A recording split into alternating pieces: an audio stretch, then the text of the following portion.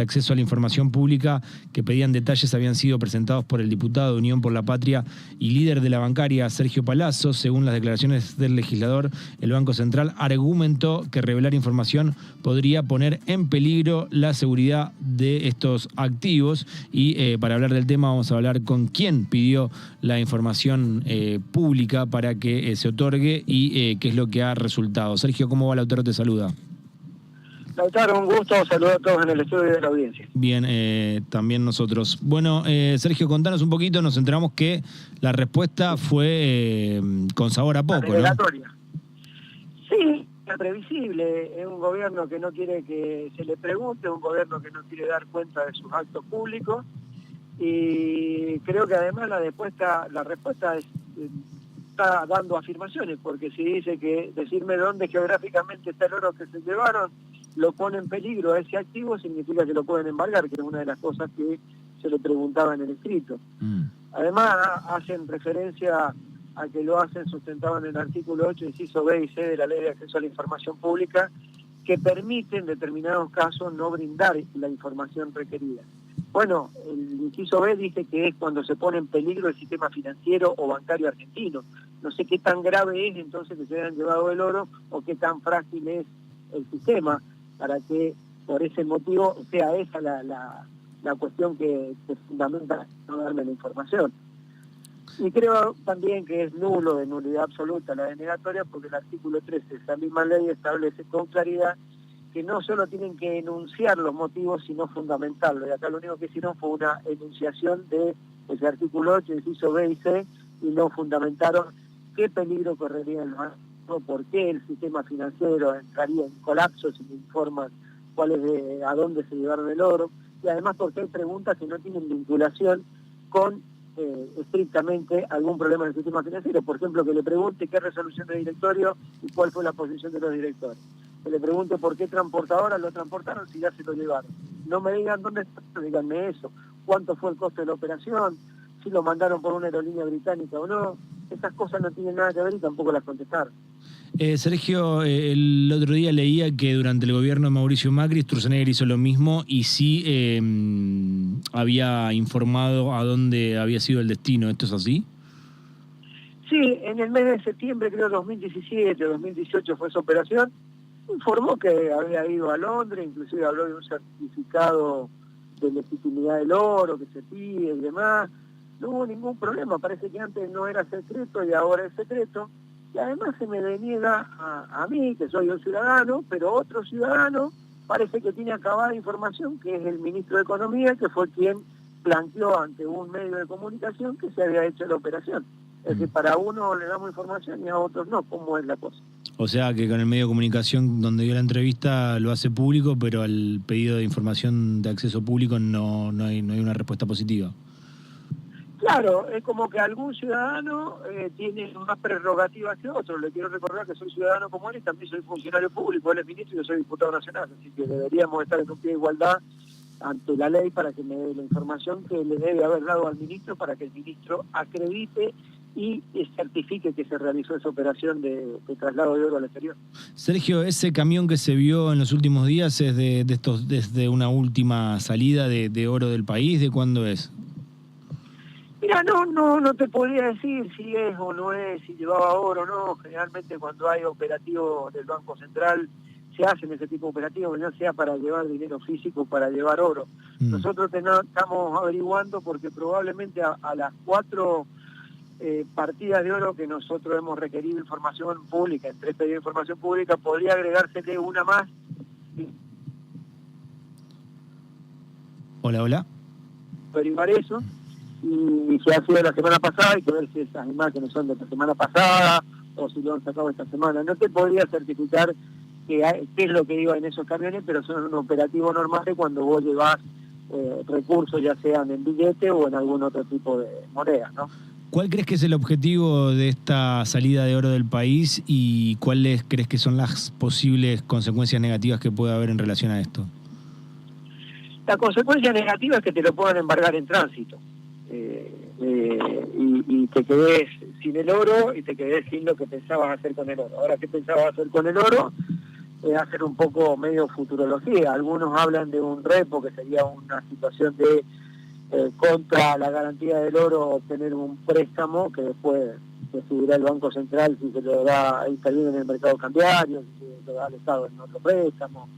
Esa puede ser una alternativa. Cambiamos de tema, Sergio. ¿Qué se puede saber del encuentro con Cristina Fernández de Kirchner del viernes que tuvieron varios dirigentes del sindicalismo en la asociación bancaria?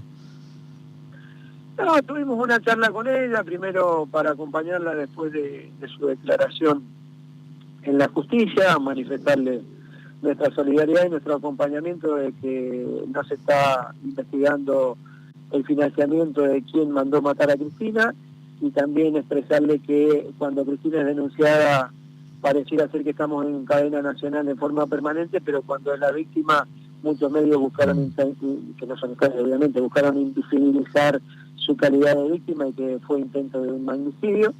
Y después, bueno, términos generales, obviamente, bueno, tengo reserva en los temas que hablamos, pero sí hablamos de la rapidez con la que se están planteando algunas leyes que van en detrimento de los trabajadores y pérdida de derechos, como ha sido la reforma laboral impulsada en la ley base y los proyectos que ha presentado particularmente el diputado Tetaz y el diputado de Toledo, que apuntan a una profundización de esta pérdida de derechos de los trabajadores.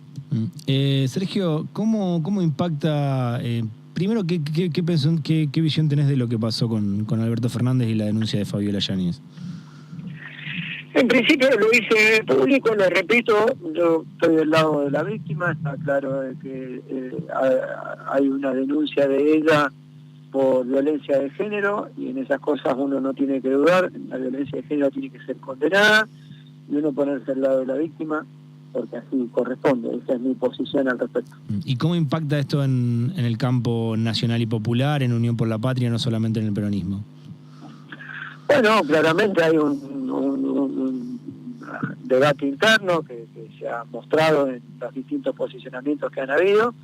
Creo que golpea el espacio, obviamente. Nadie hubiera imaginado este tipo de situación de denuncias de violencia de género, así que creo que hay que reordenarse, hay que tener claro cuál es la posición en esto, y como vuelvo a decirlo, la posición va a ser siempre estar del lado de la víctima, y que la justicia resuelva con rapidez y con el condigno castigo para el caso que se acredite en la denuncia. ¿Qué pensás de lo que sucedió ayer, que hay una interna bastante complicada dentro de la Libertad Avanza por el tema de los sueldos en el Senado? ¿Qué pensamos particularmente de la suba en esa Cámara? Creo que hay, dentro del espacio del oficialismo, primero hay una interna entre ellos y después hay una interna con los que cogobiernan con ellos, que son el PRO. Acá no nos confundamos, no es la Libertad Avanza, acá hay un cogobierno del PRO con la Libertad Avanza. Por la cantidad, gobiernan dos fórmulas presidenciales, inédito en la Argentina. Milei Villarruel, Bullrich Petri.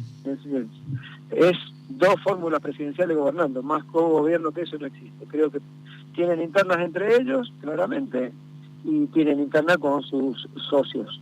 Creo que si hay un aumento en senadores, tiene que tener la aprobación de los senadores de la Libertad Avanza, del PRO, y tiene que firmarlo la presidenta de la Cámara. Así que, en todo caso, que discuta Milei con Villarruel por qué lo firmó o lo dejó de firmar. Relación a reforma laboral, ¿qué estás viendo? Yo veo que en el caso del presidente de la Comisión de Legislación Laboral de Diputados, Martín Tetaz, y del presidente del bloque de la UCR, de Loredo, están más a la derecha que la Libertad Avanza, y todos sus proyectos tienden a darle al gobierno lo que le quedó pendiente de la ley base. Cuando uno mira los proyectos que han presentado, es lo que le faltó a la ley base, lo que le faltó al decreto 70-2023, que está... esa parte del decreto, el capítulo 4, está suspendido por la justicia, y en estos dos casos de estos dos diputados lo que hacen es darle ese complemento presentando proyectos que inclusive superan eso, porque van en contra absolutamente de los derechos de los trabajadores. Parece que están muy encargados de votar para que los evasores no paguen, para que el Estado se haga cargo de lo que los evasores no pagaron, y que los trabajadores pierdan derechos. Parece que esa es la política que tiene hoy, por lo menos los diputados de la Unión Cívica Radical. La última, Sergio, gracias por el tiempo. ¿Qué puede llegar a pasar con las judicializaciones en relación al impuesto a las ganancias de los trabajadores? Bueno, hay un tema ahí que estamos teniendo dificultades de orden burocrático en principio, porque hay muchos jueces que empiezan a excusarse de activar las causas porque empezarían a pagar ganancias, entonces pueden ser después excusados por el Poder Ejecutivo. Esto lo digo porque hasta el 2017 los jueces no pagaban ganancias, los que ingresaron después del 2017 en adelante empezaron a pagar, dejaron de pagar con la ley Massa y volverían a pagar, entonces se excusan, ahí ya tenemos una demora. Después está la demora que algunos tribunales laborales te están aceptando la competencia o las cautelares y otros tribunales laborales te dicen esto es contencioso. Y después tenés el caso nuestro, que en el caso nuestro ayer el Poder Ejecutivo recusó al juez que teníamos sorteado sin ninguna causa. Lo puede hacer, legalmente vos podés rechazar un juez, recusarlo sin causa. El Estado lo hizo para ganar tiempo. Creo que más allá de los problemas burocráticos que genera esta situación, la justicia va a terminar dándonos la razón porque esta es una ley sancionada con el voto de una sola Cámara. El Senado expresó su voluntad de rechazo, no de modificación, y lo que trató en términos de paquete fiscal la Cámara de Diputados fue la modificación del artículo. No hubo modificación, hubo rechazo. Quiere decir que hay inexistencia de ley, básicamente, porque fue una ley sancionada con una sola Cámara. Muchas gracias, Sergio, por el contacto. Gracias a ustedes, hasta luego. Hasta luego. Pasaba Sergio Palazzo, secretario general de la Bancaria.